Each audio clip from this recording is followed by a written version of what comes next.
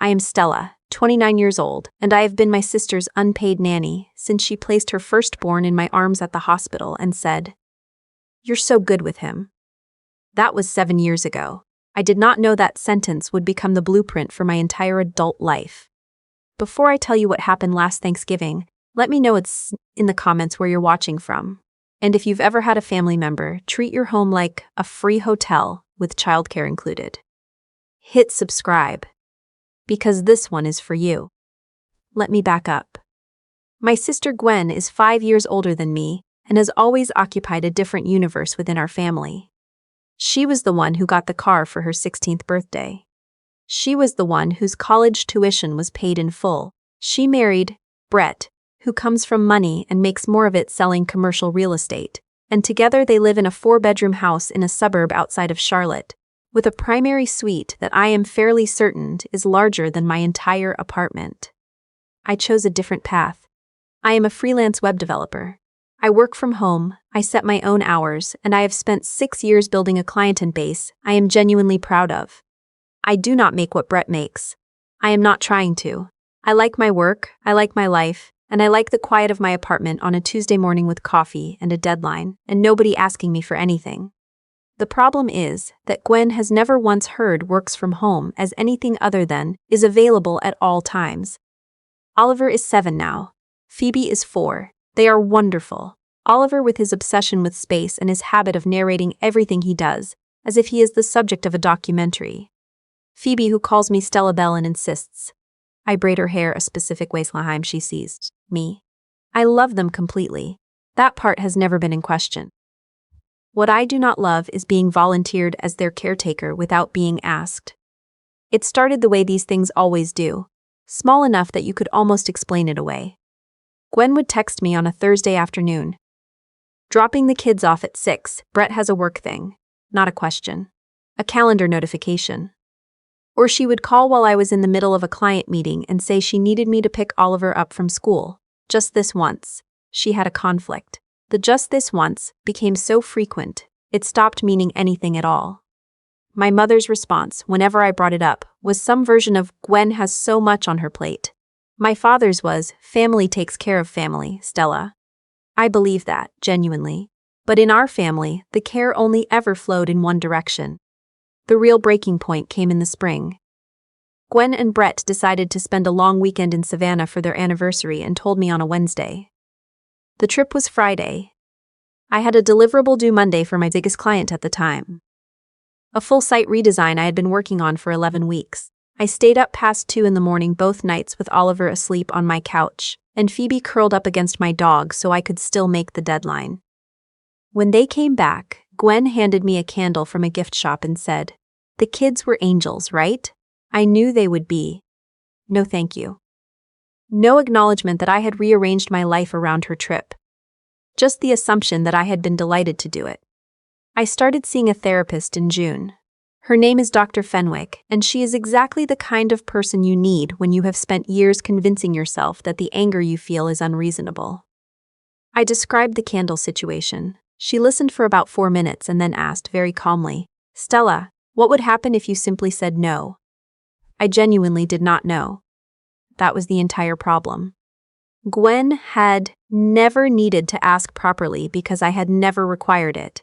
And so we spent the summer working through what a real request looked like versus an announcement, what I actually wanted my relationship with my sister to look like, and what I was willing to offer on my own terms rather than give away without consent. By November, I felt different, not fixed. That is not how any of this works, but more solid, more clear about what I was willing to accept. I told myself that if the pattern repeated, I would handle it differently. I did not have to wait long. Thanksgiving at my parents' house is always the same production. My mother starts cooking 2 days in advance. The dining room table gets the cloth that only comes out twice a year.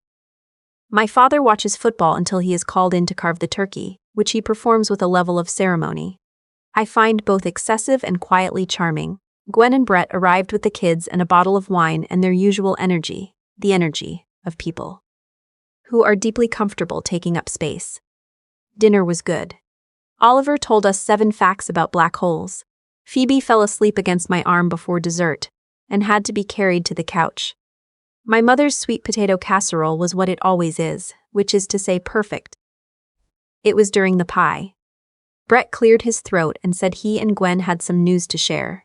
He said it the way people say things when they already know the answer is yes, and only want an audience for the announcement.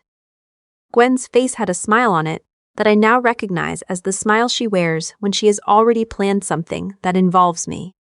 We booked a wellness retreat, she said. 11 days in January. It's up in the mountains outside of Asheville, totally off-grid, no phones, just hiking and yoga and actual sleep. We haven't had a real break in 2 years. My mother made a sound of genuine delight. My father said it sounded like something they had earned. The kids will stay with Stella, Gwen added, without shifting the energy of the sentence at all, without treating it as a separate piece of information that required separate discussion. We leave January 9th, back on the 20th. 11 days. I sat with that number for a moment. 11 days, no real notice, no question in sight. I could feel the old pull, just nod, work it out later, be reasonable, keep the peace. But Dr. Fenwick's voice didn't need to be loud. The answer was already there. I can't do that, I said. Gwen tilted her head the way she does when she thinks she has misheard. What? I have work commitments that week and the week after. I'm in the middle of a major project, and I have client calls scheduled every day. I can't take 11 days. You work from home, Brett said, with the patience of a man explaining something to someone very slow. You can work and have the kids there at the same time. No, I can't. I work with clients in different time zones. I'm on video calls for hours. Working from home does not mean I am not actually working. The table went quiet in the way that holiday tables shouldn't. Stella. My mother's voice had that particular gentleness she uses when she wants me to understand I am being difficult without saying so directly. It's only 11 days. It's 11 days I wasn't asked about.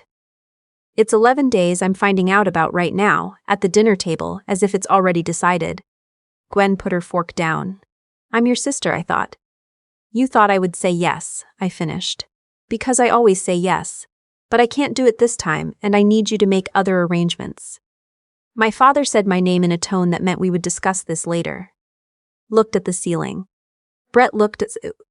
My mother reached over and put her hand on mine, and said that nobody was trying to put me out, that they just had so much going on, that it would mean so much to Gwen. I understood exactly what was happening, everyone in the room redirecting the conversation so that my refusal would feel like the unreasonable thing. I had practiced for this moment, I said as steadily as I could. I love Oliver and Phoebe, and I'm happy to spend time with them when it works for both of us. But I cannot be their caretaker for 11 days on no notice. I'm sorry. I left shortly after. The drive home was 30 minutes, and I spent most of it with my hands tight on the wheel and my chest doing something complicated. Not regret.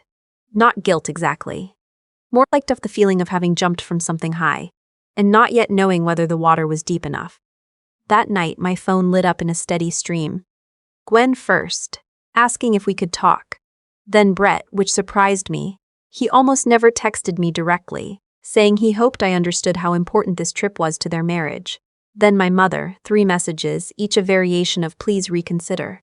I read all of them and set the phone face down. I called my friend Monica, who lives in Denver and picks up at any hour because she is that kind of person. I told her everything. She said, okay, but what's the actual plan? Because Gwen is not going to just let this go.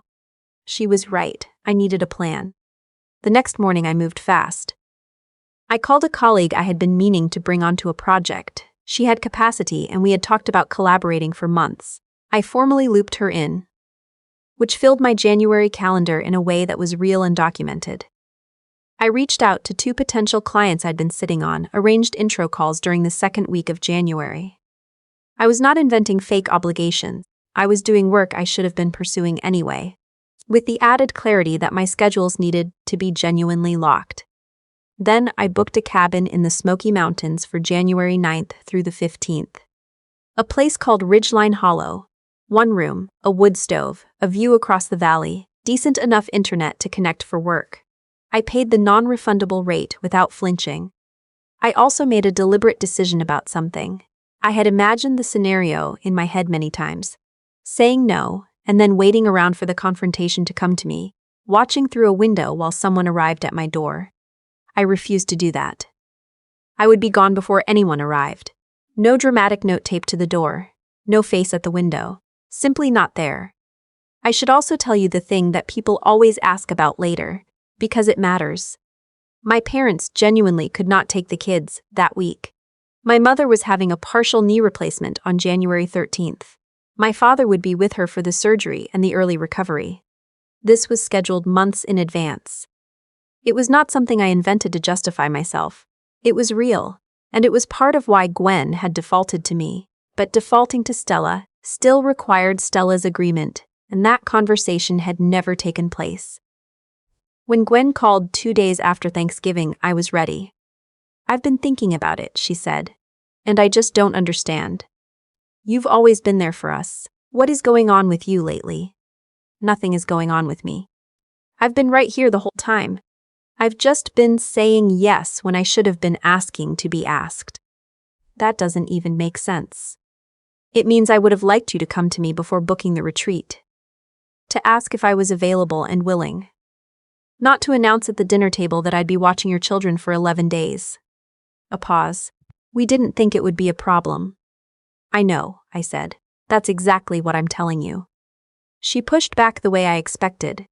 The cruise was non-refundable. The kids were counting on a routine. She had no idea who else could possibly do this. I listened to all of it and did not move. By the end of the call, we had not resolved anything, but I had not moved. What followed was a week of messages from people I had not expected to hear from. An aunt in Raleigh, a cousin who sent a voice memo about family loyalty, someone from a group chat I had forgotten existed, posting vague things about showing up for each other. My mother texted every day, gentle and persistent, and in her certainty that I was making a mistake. Heartbreaking. I did not cave.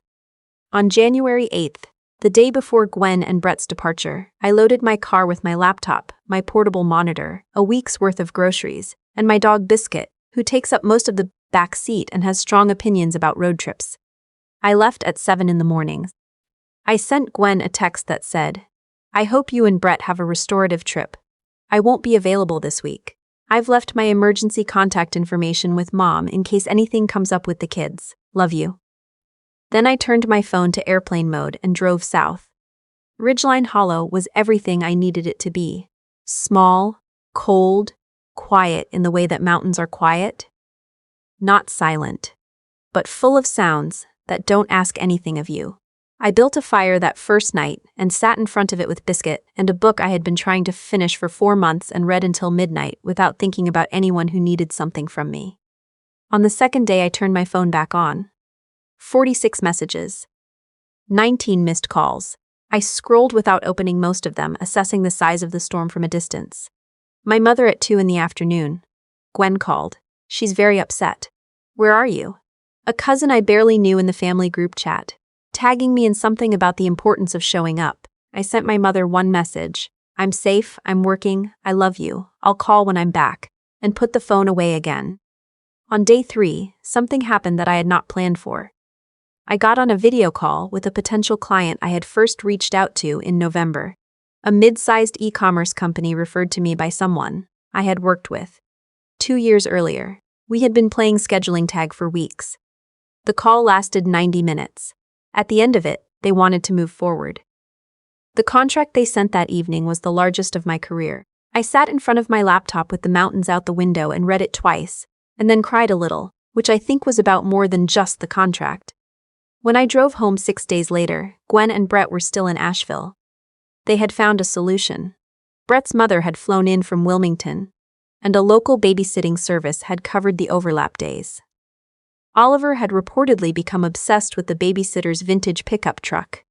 Phoebe had taught Brett's mother 12 different games she had invented. The kids were fine. The family meeting happened on a Sunday 3 days after I returned. My father called it. He used the word called, and I noticed it, and I went. Everyone was there. My parents, Gwen, Brett. The kids were at Brett's mother's place. I sat down and folded my hands on the table and waited. My father said he thought we needed to clear the air, that what Gwen and Brett had been through was stressful and disruptive, and he hoped we could find a way to move forward as a family. Then he looked at me, and I said, I agree, I'd like to move forward. With a shared understanding that my time is mine to give or not give, and that going forward I need to be asked rather than told. You left without warning, Brett said. I gave 2 weeks' notice at Thanksgiving dinner. You chose not to make other arrangements during those 2 weeks. We didn't think you were serious. I know that. I hadn't been serious before. I am now. Gwen had been quiet through all of it. When she finally spoke, her voice was different from what I expected. Not angry, just tired. I didn't realize, she said, looking at the table, how much I just assumed, that you were always available, that it was always fine. It wasn't fine, I just never told you. I know that now. My mother said she hoped we could all move forward with more communication. My father said that what mattered was that we were family and that we loved each other. Neither of them offered a direct apology. But as I was putting on my coat to leave, my mother caught my eye and said quietly, We put too much on you, Stella, for a long time. That was enough, for that day. The months after were not seamless. These things never are. Gwen went through a period of careful politeness that was harder in some ways than anger would have been. Clipped texts, controlled responses, photos of Oliver and Phoebe in the family chat that felt posted around me rather than for me. I missed the kids. I showed up to Oliver's birthday in March with a telescope kit I knew he would lose his mind over, and he met me at the door like I had been gone for years.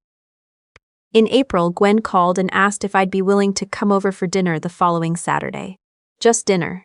She said, if you're free, in a way that wasn't quite natural yet, like she was learning the syntax of a new language. I said yes. It was awkward. It was also okay. We ate pasta and Brett put on a movie the kids had chosen and Phoebe fell asleep on me the way she always had. Her weight trusting and specific, her hair still braided the way I had taught her. When I left, Gwen walked me to the door. The contract, she said. The big one you told Mom about. I'm glad it worked out. It really did, I said. I didn't know you were in the middle of something like that. She looked at the porch floor. I guess I never asked. Now you know, I said. Through the summer, things shifted in ways that were small at first and then became noticeable. Gwen texted instead of calling when she needed something, and the texts started with, "Are you available?" instead of assumptions. She said please. She gave notice. Twice she asked if I wanted to come over for no logistical reason at all. Once for a Sunday brunch, once because she had found a show she thought I'd like and wanted to watch the first episode together. Those felt like invitations. I said yes to both. Brett's mother, as it turned out, had been trying to get more involved with the grandkids for years. The January scramble had opened something between them. She came up from Wilmington again in July. Planned months ahead this time. And took Oliver and Phoebe for a whole week, so Gwen and Brett could take a shorter, easier trip without the weight of an impossible ask. She told Gwen she had been waiting to be needed. Nobody had thought to ask her before. By the time Thanksgiving came around again, I did not know quite what to expect. I brought a pie, brown butter and pear, my own recipe, and arrived to find Oliver at the door, already mid-sentence about a comet visible the week before. Phoebe grabbed my hand and pulled me to show me a drawing she had made of the two of us, which featured enormous heads, and biscuit rendered as a confident triangle between us. After dinner, when the dishes were done, and my parents were watching something in the other room, and Brett was putting the kids to bed, Gwen sat down next to me on the back porch and handed me a cup of coffee. I've been thinking about how to say this for a while, she started. She looked at the yard rather than at me. I think I treated you like a resource. Like someone whose job was to fill in the gaps of my life whenever I needed it. I told myself it was because you were good with the kids, because we're sisters, because that's just how our family works. But those were reasons I was using, not actual reasons. I let her keep going. Brett and I had to actually plan things ourselves this year, every single piece of it, and it was harder, but it also felt more like ours. I think I needed to not get my way to figure that out. She finally looked at me. I'm sorry, Stella, for a long time. Thank you, I said. That means a lot. Are we okay? We're getting there, I said, which was the honest answer. We're better than we were. She nodded. We sat with our coffee, and the cold air coming off the yard and the quiet between us felt different from all the quiet of the past year. Not the silence of things left unsaid, but some people who have said what needed saying and don't need to fill the space around it.